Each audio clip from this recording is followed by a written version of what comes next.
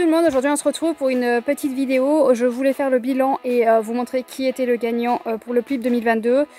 Vous savez, à mon avis, si vous me suivez, qui j'ai choisi, mais je me suis dit on sait jamais, voilà, petit oubli, vous ne savez plus. Ou alors voilà, un petit rappel des lectures les 5 gagnants et de mon gagnant à moi aussi, parce que dans les 5 finalistes, c'est pas vraiment mon gagnant qui est dedans. Donc on va commencer par le bilan de cette année 2022. J'avoue que ça a été un peu plus... j'ai beaucoup aimé, hein. De toute façon le PLIB j'adore, je les soutiens à fond, j'ai vraiment envie que ce soit un prix qui marche et qui continue. Parce que c'est vrai que cette année, celles qui organisent ça, il ne faut pas oublier que c'est des bénévoles. Elles ont eu un petit coup de mou là, elles ont fait... une vidéo live, d'ailleurs n'hésitez pas à aller voir, elles l'ont posté sur YouTube et il y a en 3 vidéos sur Instagram, donc n'hésitez pas à aller voir un petit peu les vidéos. C'est une mise au point sur l'année 2023 qui arrive et sur un récapitulatif de cette année 2022. Donc c'est vrai que cette année 2022 a été un peu compliquée, elles ont remarqué qu'elles n'étaient pas très suivies, qu'il manquait de partage. Moi j'avoue que de mon côté j'ai beaucoup aimé, j'ai découvert beaucoup de belles lectures. C'est vrai que j'ai eu un petit pincement au cœur quand j'ai vu les 5 finalistes parce que dans les 5 finalistes, moi j'ai pas choisi vraiment ces 5 finalistes et j'étais déçue dans les lectures. Comparé à 2021 où j'avais une grosse hésitation sur 4 des 5, je savais pas trop lesquels mettre parce que j'avais beaucoup aimé mes lectures.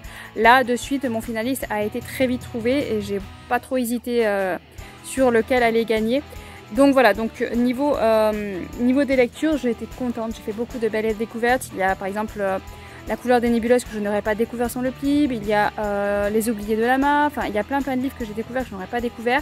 Même les livres que je n'ai pas appréciés comme Diamant, que j'ai lu, que je me suis entre guillemets forcée à lire parce que je sais que Céline a adoré et qu'elle m'a vraiment donné envie de découvrir ce livre-là. J'ai essayé, ça n'est pas passé, mais au moins j'ai essayé et ça m'a fait... Voilà, ça m'a fait découvrir aussi ce qui ne passe pas avec moi et confirmer ce qui ne passe pas parce que je me doutais un petit peu qu'il n'allait pas passer, effectivement. Mais ça reste quand même un plaisir de faire toutes ces lectures-là. J'avoue que sur le Discord, j'ai un petit peu lâché le Discord parce que vu qu'on était beaucoup de jury, ça a été un peu casse-couille, complication, de discussion, de conversation et aussi beaucoup de clash, on va dire, de choses qui étaient négatives. Donc, ça m'a un petit peu refroidi sur le coup. Mais c'est vrai que du coup, ça m'a un petit peu mis de côté de l'ambiance du coup, je trouve quand même assez dommage parce que c'est quand même un monde et une famille que j'aime beaucoup. Donc voilà, donc 2022, j'ai découvert plein de lectures, c'est par rapport à mes goûts, mais voilà, c'était quand même un plaisir, je suis contente de l'avoir fait et j'ai très envie de faire partie des jurys 2023 où là il y a un changement et là c'est là où je me pose la question où c'est très compliqué pour moi de choisir, c'est qu'il y a séparation parce qu'il y a beaucoup de plaintes, donc il y a des young adultes, moi ça me gêne pas parce que je lis les deux, donc forcément c'est quelque chose qui ne me gêne pas. C'est vrai que comparer un livre de jeunesse avec surtout des livres de jeunesse, c'est beaucoup plus dur à comparer avec un livre adulte parce que le jeunesse c'est pas très complet et c'est une petite histoire en général qui se lit tout seul et voilà, il y a moins d'éléments que dans un livre adulte où c'est plus complet, plus recherché, plus travaillé. Donc forcément, comparer les deux, c'est plus complexe, c'est difficile. Mais moi, vu que je lis tout, ça ne me gêne pas de lire le tout. Et du coup, là où ça va me poser problème, c'est que du coup, il y a le PLIB 2023 Young Adulte Jeunesse et le PLIB 2023 Adulte. Et donc, je ne sais pas... On peut faire le jury des deux. Je sais que lire les 10 finalistes sera pas un problème, mais moi c'est vrai qu'en général je lis les 25 et là ça ferait 50 livres, ça c'est sûr que je ne pourrais pas lire 50 livres en 3 mois, c'est absolument pas possible. Du coup je sais pas, du coup je suis un peu perdue parce que je me dis adulte j'aime beaucoup, j'ai fait beaucoup de belles découvertes en adulte cette année, mais d'un autre côté j'ai fait aussi beaucoup de... Voilà, bémol, et surtout ça demande plus de temps pour lire un adulte parce qu'on a plus de concentration. Young adulte, j'adore, j'aime beaucoup, mais c'est vrai qu'à la longue, à force de lire que ça, je me rends compte que il y a des fois où c'est toujours le même procédé, la même histoire, et je me lasse. Voilà, je suis un peu perdue, donc je me dis peut-être que je me mets dans les deux, et je me mets pas l'objectif cette fois-ci de lire les 25 de chaque côté, et voilà, hein, j'abandonne cet objectif-là. Je sais que les 10 finalistes, ça sera pas un problème, je pourrais les lire sans problème. Mais voilà, ça c'est à réfléchir, mais ça c'est pour 2023, on n'y est pas encore. Et puis de toute façon, déjà il faut être sélectionné. Et ça c'est autre chose, parce que du coup, elles ont décidé de réduire les jurys à 180. Là on était 245, 200, enfin je sais plus, beaucoup plus de 200. Et du coup, voilà, ça fait beaucoup trop dur à gérer pour elles aussi. Donc elles font le maximum 180. Donc il faut être encore sélectionné et ça c'est pas gagné. Voilà, il y a toujours cette appréhension, on a toujours peur. Mais bon, on verra bien. Mais c'est vrai qu'il y a cette question de jury des deux, jury d'un des deux. Voilà, parce qu'il faut que, même si je suis pas sélectionnée, il faut que quand je pose ma candidature, je mette pour lesquels je veux être jury. Mais bon, ça c'est à réfléchir. Alors, on n'est pas là. Là, on va passer sur les finalistes de ce PLIB, sur lesquels j'ai voté. Enfin, lequel je vais voter, lequel je vais mettre mon gagnant sur les 5. Donc, on va partir crescendo, donc celui que j'ai moins bien aimé à celui que je vais faire gagner. J'avoue que là, on n'est pas du 1, 2, 3, 4, 5, on est vraiment du moins bien, entre guillemets. Enfin voilà, j'ai essayé de classer à peu près comme j'avais fait l'année dernière. Mais le gagnant, j'ai pas du tout d'hésitation de celui qui va gagner parce que les autres, voilà. Bon, on va commencer de suite. Donc celui, on va dire que j'aurais le moins bien aimé sur les 5, c'est D'or et d'oreiller de Flore Vesco aux éditions, je crois que c'est l'école des loisirs. Donc celui-là... on est avec un lord, je ne sais plus si c'est un lord ou enfin bon, un personnage qui est assez richissime, qui voilà, qui veut se marier et donc ben, les mamans ont envie de marier leur fille absolument à celui-là parce qu'il y a de l'argent donc bon, elles sont tranquilles les filles après. Donc elles veulent marier absolument et nous on va être dans une famille où il y a 3 filles. Et ces 3 filles vont être envoyées, vont passer une nuit chez ce lord avec leur servante quand même, hein, pour montrer que bon, c'est quand même respectable, elles sont surveillées. Mais bon, elles vont passer une épreuve parce que bon, ce lord leur fait passer une épreuve. Et cette épreuve, c'est de passer une nuit dans une chambre et le matin, il leur pose la question comment s'est passée cette nuit. Suivant la réponse, bon bah elle va rester. Suivant la réponse, bon bah elles partent. Et il s'avère que bon bah ces 3 sœurs, ça ne passe pas, mais la servante va quand même passer le test. Parce qu'elle ne veut pas passer le test. Au début, elle dit je suis juste là pour m'occuper des filles. Non, il dit vous êtes une femme, vous êtes célibataire, donc vous passez le test. Et elle va passer le test et on va suivre cette histoire. Alors moi j'ai plutôt bien aimé, mais j'ai trouvé que ça, voilà, j'ai pas trouvé autant d'engouement que ce qu'il y a eu autour de ce livre. Et c'est le problème, c'est qu'il y a eu beaucoup de bruit et moi je me suis dit bah ça doit être bien et finalement voilà, c'est une lecture assez particulière. Et il y a Elodie au Pays de Toti qui a fait remarquer un point. Elle a dit il y a un passage malsain.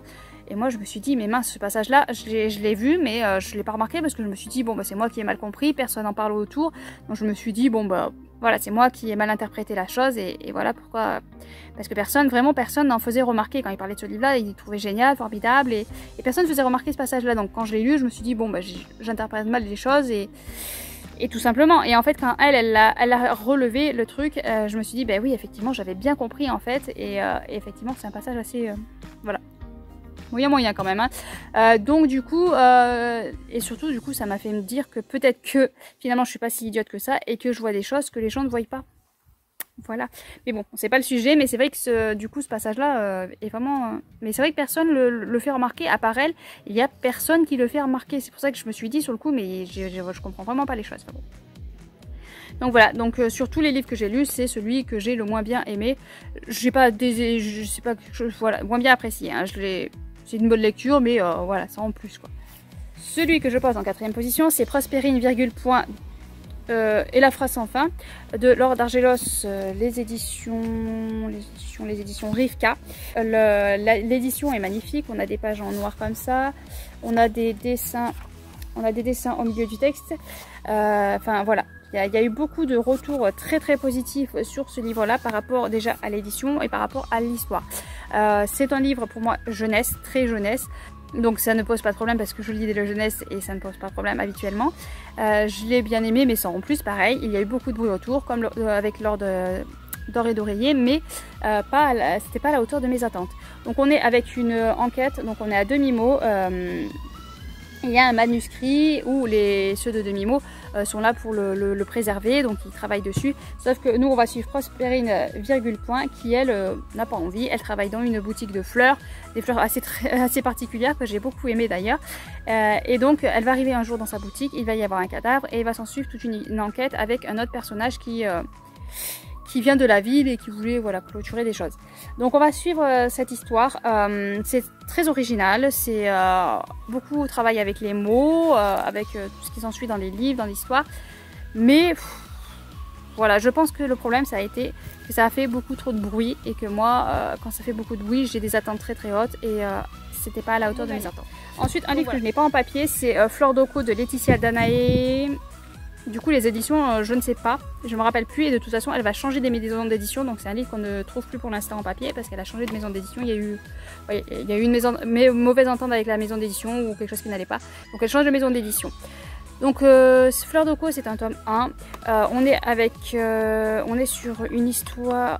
Aïe aïe aïe, ça fait longtemps que je l'ai lu, donc c'est africain, je crois que c'est une légende africaine. Donc on est avec une jeune demoiselle qui est avec une sorcière, je crois, ça se passe pas forcément très bien. Elle veut s'en sortir, donc elle va postuler pour passer des examens entre guillemets pour passer, pour faire autre chose. Donc voilà, je me rappelle plus, donc il faudrait que je pense à vous mettre le résumé quelque part. On est dans une histoire, vraiment, c'est un tome 1. Donc on est avec un tome 1, ça se voit bien qu'on est dans un tome 1 parce que du coup c'est un tome introductif. Et pareil, là c'est compliqué quand c'est une saga parce que ça reste un tome introductif, on entre dans l'histoire, on découvre plein de choses. On finit quand même sur quelque chose, voilà, on a envie de savoir la suite. Donc du coup on va l'attendre très longtemps la suite, mais bon, passons. Donc j'ai bien aimé cette histoire, j'ai plutôt bien aimé, mais le problème c'est qu'on n'a pas de point final. Et c'est compliqué de juger une histoire sans point final. Ça c'est aussi quelque chose qui me fait poser des questions, c'est quand c'est un saga... j'ai un peu de mal à juger dans son entièreté. Mais bon, voilà. Donc bon, je le mets en position 3. J'ai beaucoup aimé et je lirai la suite avec plaisir. Mais j'ai passé un meilleur moment avec d'autres livres, on va dire. Donc en deuxième position, je mets En sang de Johanna Marines aux éditions Marine. Pardon. Tout le monde dit Marines, mais non, ça se dit Marine. L'auteur l'a bien dit. Donc Johanna Marine aux éditions Snag. C'est un joli bébé qui s'est dévoré. J'ai apprécié ma lecture, j'ai beaucoup aimé. On est sur une enquête, on est sur du steampunk. Est-ce qu'ils appellent ça steampunk? Oui, steampunk, avec tous les noms, spunk et machin. Donc on est à la New Orleans en 1919. On va suivre un personnage... je sais plus comment elle s'appelle. On est dans la ville, il y a le tueur à la hache qui sévit. Donc on va suivre des enquêteurs qui veulent... qui veulent arrêter ce tueur à la hache. Et il va y avoir aussi un deuxième tueur qui va attaquer à sévir aussi, donc c'est assez compliqué à tout emboîter. On va suivre une jeune fille, on va suivre un oiseau mécanique, enfin voilà, il y a plein de choses. J'ai beaucoup aimé, il faut tout arriver à emboîter tous les petits morceaux. C'est vraiment très addictif, vraiment quand je l'ai attaqué je voulais plus le lâcher, j'ai beaucoup aimé ma lecture. Il y a quelques petites réflexions dans le livre au début qui m'ont mis hors de moi, surtout au début vraiment il y a un passage, et il y a Mélie Mélo aussi qui l'a fait remarquer, il y a un cadavre et voilà, c'est dommage parce qu'elle est belle, enfin bon, voilà, ce genre de réflexion, que tu sois beau ou pas, t'es mort, c'est dommage quoi, voilà, mais bon, c'est des petits passages comme ça qui sont un petit peu gênants, mais on le retrouve assez souvent dans les livres malheureusement, mais sinon j'ai beaucoup aimé ma lecture, on est dans un univers que j'adore, moi tout ce qui est steampunk j'aime beaucoup, donc très bonne lecture, et je veux continuer à découvrir cet auteur parce que c'est le premier que j'ai lu de l'auteur, si je me trompe pas, et donc j'ai envie d'en lire plus. Et donc on arrive à mon gagnant. Mon gagnant sur les 5. Donc mon gagnant sur les 5, c'est une couronne d'or et d'os. D'or, ça y est, on passe à l'or. Une couronne d'os et d'épines de Émilie Norsken aux éditions Les Trois Normes. Les Trois Normes, c'est une nouvelle maison d'édition en plus, c'est française, tout français. Donc je suis encore plus contente, 100% français. Je suis encore plus contente, mais ouais, c'est... celui-là c'est du adulte parce que c'est quand même assez sanglant, assez hard. On commence sur une scène horrible. On est avec une jeune fille qui va être testée, je crois que c'est à 12 ans on les teste. On les teste d'une façon horrible. Je vous laisse découvrir ça parce que moi ça m'a dégoûté, honnêtement ça m'a dégoûté. On les teste, voir leur sang. Si elles ne saignent pas, voilà, c'est qu'elles ne sont, c'est le sang noir, je crois. Voilà, donc elle va être envoyée pour devenir une corbeau. Une corbeau, c'est les yeux et les oreilles du roi, je crois. Mais il y a plein de choses dessous qui s'y passent. Il y a plein de choses affreuses. Il y a plein de choses, voilà, délicates. Il y a une histoire d'amitié aussi très forte et ça, c'est génial. Pas d'histoire d'amour, une histoire d'amitié et ça, vraiment, c'est ce que j'adore. Il y a des complots, des magouilles, des horreurs pas possibles. Enfin, c'est vraiment très bien construit, très fourni. Il faut vraiment être concentré à la lecture pour tout assimiler. Je pense même qu'il y a des choses que je n'ai pas assimilées. Et la fin, vraiment, mais... voilà, on finit pas sur un truc comme ça, blanc, où il y a la fin. Non, on va à la fin et on va voir ce qu'ils sont devenus les personnages. Et ça, c'est quelque chose que j'aime beaucoup, voir ce que sont devenus les personnages. Donc moi c'est mon gagnant parce que c'est vraiment un livre très complet.